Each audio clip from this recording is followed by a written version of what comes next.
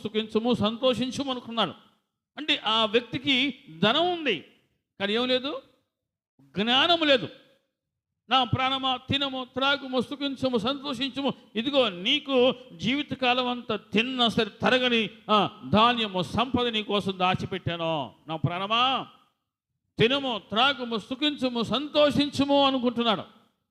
అంటే ఈ వ్యక్తికి విస్తారమైన ధనం ఉంది, కానీ ఏం లేదు, జ్ఞానం లేదు. అందుకని దేవుడు ఏమన్నాడు, వరి వెర్రోడా, వరి వెర్రివాడా, ఈ రాత్రి నీ ప్రాణం పోతే ఇదంతా ఎవరిది ఇద్ది అంటాడు. అంటే ఒక వ్యక్తికి ఏమో ధనం ఉంది, ఒక వ్యక్తికి ధనం లేదు. ఒక వ్యక్తికి జ్ఞానం ఉంది, ఇంకొక వ్యక్తికి జ్ఞానం లేదు.